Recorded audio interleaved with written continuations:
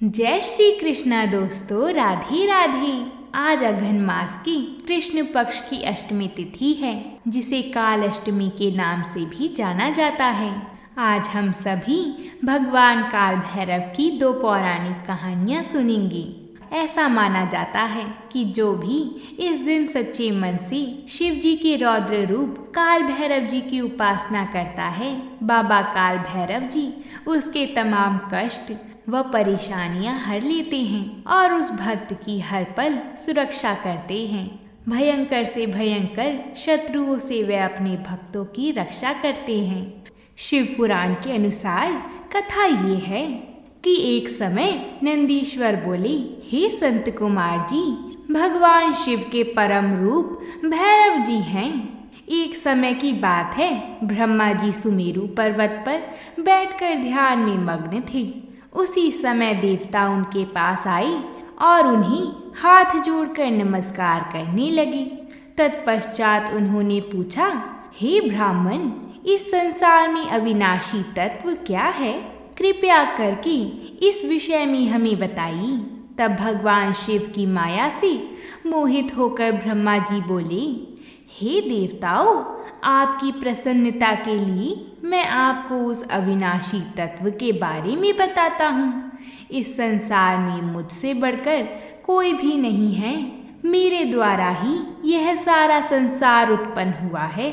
मैं ही स्वयंभू अज ईश्वर, अनादि भोक्ता, ब्रह्मा और निरंजन आत्मा हूँ। मेरे कारण ही संसार प्रवृत्त और निवृत्त होता है।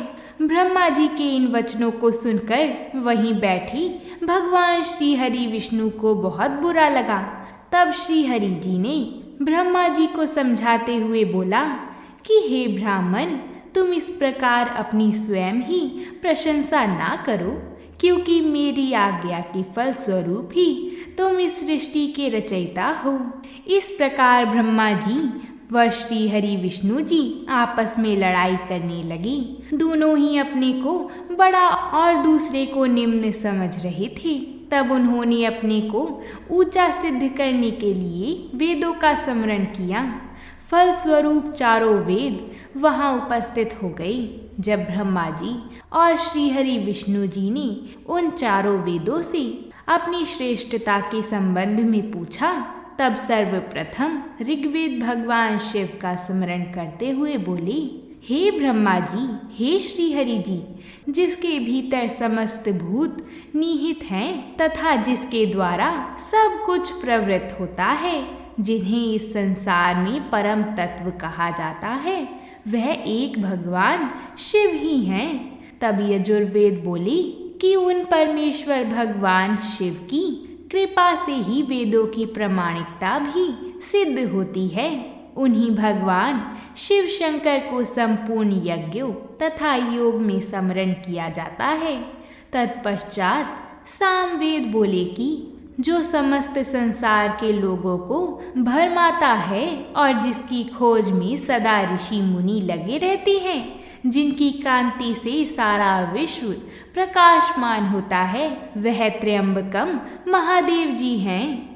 इस पर अथर्ववेद बोल उठे, भक्ति से साक्षात्कार करने वाली तथा समस्त दुखों का नाश करने वाली एकमात्र देव भगवान शिव ही हैं। वेदों द्वारा कहे गए इन वचनों को सुनकर ब्रह्मा जी और विष्णु जी बोले, हे वेदों, तुम्हारे वचनों से सिर्फ तुम्हारी अज्ञानता ही झलकती है। भगवान शिव तो अपने शरीर पर सदा ही भस्म धारण करते हैं। उनके सिर पर जटाजूट व गले में रुद्राक्ष है। ब्रह्मा जी और श्री हरि विष्णु जी के इन वचनों को सुनकर हर जगह विद्यमान रहने वाले ओमकार बोले कि भगवान शिव शक्तिधारी हैं, वही परमेश्वर हैं तथा सबका कल्याण करने वाली वह महान लीलाधारी हैं और इस संसार में सब कुछ उनकी आज्ञा से ही होता है।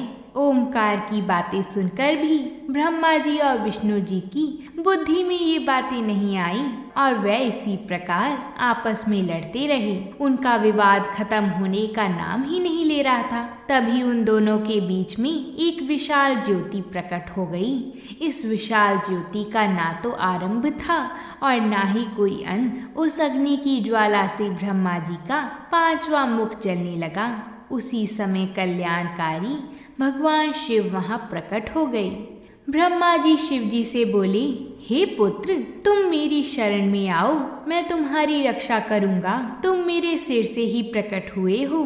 तुमने प्रकट होकर रोना आरंभ कर दिया था, उसी कारण मैंने तुम्हारा नाम रुद्र रखा था। ब्रह्मा जी के इस प्रकार के वचनों को सुनकर सर्वेश्वर भगवान शिव को भी क्रोध आ गया। उनके क्रोध से तत्काल ही उनका नाम भैरव था। भगवान शिव ने उस पुरुष को आदेश देते हुए कहा, हे कालराज, तुम साक्षात काल के समान हो, इसलिए आज से तुम जगत में काल भैरव के नाम से विख्यात होगी। तुम ब्रह्मा जी पर शासन करो और उनके गर्व को नष्ट करो तथा इस संसार का पालन करो। आज से मैं तुम्हें काशीपुरी का आधिपत्य प्रदान करता हूँ। वहाँ के पापियों को दंड देना ही तुम्हारा कार्य होगा। वहाँ के मनुष्यों द्वारा किए गए अच्छे बुरे कर्मों का लेखा चित्रगुप्त स्वयं लिखेंगे। भगवान शिव के इस आदेश को काल भैरव जी ने प्रसन्नता पूर्वक ग्रहण किया। तत्पश्चात उन्होंने अपनी बाई उंगली के अग्रभाग से ब्रह्मा जी का 5वां सिर काट दिया। यह देखकर ब्रह्मा जी भयभीत होकर शतरुद्रीय का पाठ करने लगी। भगवान शिव की कृपा से दोनों के बीच का विवाद तुरंत समाप्त हो गया। उन्हें शिव जी का अपमान करने पर अत्यंत पछतावा होने लगा। भगवान शिव भक्त वत्सल्य हैं और अपने भक्तों का सदैव कल्याण करते हैं। उन्होंने ब्रह्मा जी और विष्णु जी को भी क्षमा करके उन्हें अभय वरदान दिया। तत्पश्चात भगवान शिव ने काल भैरव जी को आज्ञा प्रदान की कि वे सदैव ब्रह्मा जी और विष्णु जी का आदर करें और पापियों को दंड प्रदान करें। नंदीश्वर बोले, हे संत कुमार जी, भगवान शिव का आशीर्वाद पाकर भैरव जी कालों के भी काल हुए। उन्होंने अपने प्रभु भगवान शिव की आज्ञा से कपालिक व्रत को धारण किया। काल भैरव हाथ में कपाल लेकर काशी नगरी की ओर चल दिए, परंतु ब्रह्म हत्या नामक कन्या उनके पीछे लग गई। एक दिन जब काल भैरव जी ने कपालिक वेश धारण करके भगवान नारायण के स्थान पर गए, तब त्रिनेत्रधारी भगवान शिव के भैरव स्वरूप को आता हुआ देखकर सब देवताओं व ऋषि मुनियों ने हाथ जोड़कर उन्हें प्रणाम किया और उनकी स्तुति करने लगे। भगवान विष्णु ने अपनी प्रिय देवी लक्ष्मी जी से कहा, हे देवी, आज हम दोनों धन्य हो गए हैं जो हमने भगवान शिव के काल भैरव रूप का दर्शन किया है। इन्हीं ने इस पृथ्वी को धारण कर रखा है। यह भगवान शिव की शरणागतों को शांति प्रदान करने वाली तथा सभी तत्वों से युक्त हैं। यही सब प्राणियों के अंतर्यामी और अपने भक्तों को सब कुछ प्रदान करने वाली और उनकी कामनाओं को पूरा करने वाली हैं। इनके दर्शनों से ही मनुष्य सब बंधनों से मुक्त हो जाता है। काल भैरव जी को इस प्रकार भिक्षा मांगते हुए देखकर भगवान श्री हरि विष्णु जी ने उनसे प्रश्न किया कि हे भगवान, आप तो तीनों लोकों का राज्य प्रदान करने वाले हैं, भला आपको भिक्षा मांगने की क्या आवश्यकता पड़ गई है? तब विष्णु जी के इस प्रकार के वचनों को सुनकर काल भैरव जी बोले, हे नारायण, मैंने ब्रह्मा जी के 5वें सिर को काट दिया था, इसलिए अपने द्वारा किए गए पाप का पश्चाताप करने हेतु मैं यह कर रहा हूँ। तब काल भैरव जी के इन वचनों को सुनकर भगवान विष्णु जी बोले, हे भैरव जी, आप तो समस्त दुखों का नाश करने वाले हैं, विघ्नहर्ता हैं, आप सदा ही लीलाएं करते रहते हैं। तब देवी ने भी भिक्षा के रूप में मनोरथी नाम की विदा भैरव जी के भिक्षा पात्र में डाल दी। भिक्षा प्राप्त करके भैरव जी अन्य स्थान की ओर चल पड़े। तभी विष्णु जी ने भैरव जी के पीछे जाती हुई ब्रह्म हत्या को देखा और उससे कहा कि वह शिव जी का पीछा छोड़ दें। परंतु ब्रह्म हत्या ने कहा कि इस बहाने ही मैं शिव जी की सेवा करती हूँ। यह कहकर ब्रह्म हत्या फिर भैरव जी का पीछा करते हुए काशी नगरी के समीप आ गई। वहां पहुंचते ही ब्रह्म हत्या पाताल में समा गई और ब्रह्मा जी का सिर भैरव जी के हाथ से जुड़कर पृथ्वी पर गिर पड़ा। जिस स्थान पर काल भैरव जी के हाथ से ब्रह्मा जी का 5वां सिर गिरा था, वह स्थान कपाल मोचन तीर्थ के रूप में प्रसिद्ध हो गया। जब तक भैरव जी पूरी पृथ्वी का भ्रमण करके काशी नहीं पहुंची, उनके हाथ में ब्रह्मा जी का सिर चिपका रहा और काशी पहुंचते ही वह छूट गया। इसलिए काशी नगरी को पाप नाशनी माना जाता है और यह सत्पुरुषों द्वारा सदा सेवनीय है। जो मनुष्य शुद्ध हृदय से कपाल मोचन भैरव जी का स्मरण करता है, उसके जन्म जन्मांतर के पाप नष्ट हो जाते हैं।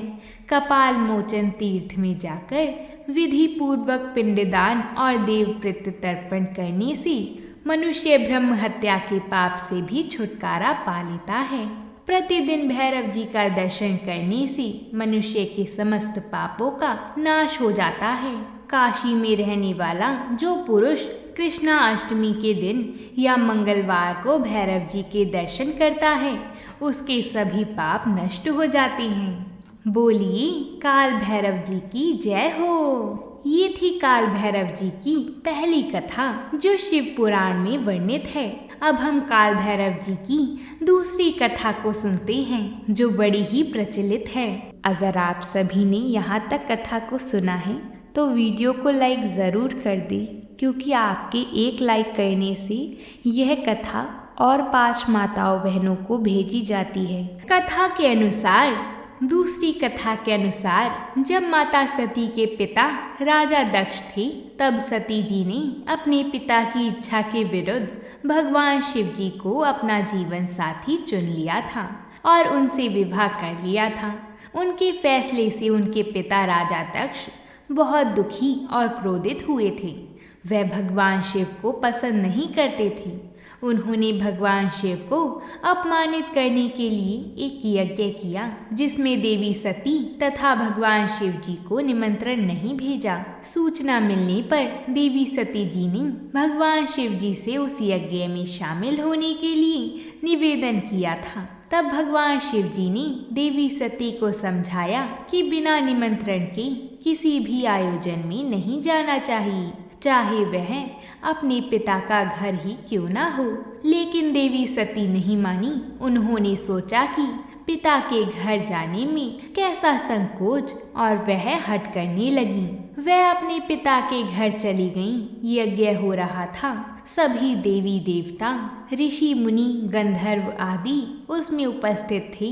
देवी सती ने पिता से महादेव तथा उनको न बुलाने का कारण पूछा, तो राजा दक्ष भगवान शिव का अपमान करने लगे। उस अपमान से आहत होकर देवी सती ने यज्ञ के हवन कुंड की अग्नि में आत्मदाह कर लिया था। ध्यान मुद्रा में लीन भगवान शिव जी देवी सती के आत्मदाह करने से अत्यंत क्रोधित हो उठे थे। राजा दक्ष के घमंड को चूर करने के लिए भगवान शिव के क्रोध से काल भैरव जी की उत्पत्ति हुई। भगवान शिव जी ने काल भैरव जी को उस यज्ञ में भेजा। काल भैरव जी का रौद्र रूप देखकर यज्ञ स्थल पर मौजूद सभी देवी देवता, ऋषि भयभीत हो गए और तभी काल भैरव जी ने राजा दक्ष का सिर धड़ से अलग कर दिया। तभी भगवान शिव भी वहां पहुंचे और सती जी की और देवी सती के पार्थिव शरीर को देखकर अत्यंत दुखी हो गई। वह देवी सती के पार्थिव शरीर को लेकर पूरे ब्रह्मांड की परिक्रमा करने लगी। ऐसी स्थिति देखकर भगवान श्री हरि विष्णु जी ने अपने चक्र से देवी सती के शरीर के 51 टुकड़े कर दिए। देवी सती के अंग पृथ्वी पर जहाँ जहाँ गिरी वहाँ वहाँ शक्तिपीठ बन गए, जहाँ आज भी पूजा की जाती है। धार्मिक मान्यताओं के अनुसार काल भैरव उन सभी शक्ति पीठों की रक्षा करते हैं। तो बोलिए भगवान काल भैरव जी की जय हो। अगर आप सभी ने काल भैरव जी की पूरी कथा सुनी है तो कमेंट बॉक्स में काल भैरव जी की जय ज़रूर लिखिएगा। और वीडियो पसंद आई हो तो वीडियो को लाइक और चैनल को सब्सक्राइब ज़रूर करिएगा, ताकि आपके सहयोग से हम और लोगों तक भी इन कथाओं को पहुंचा सकें। तो बोलिए हर हर महादेव।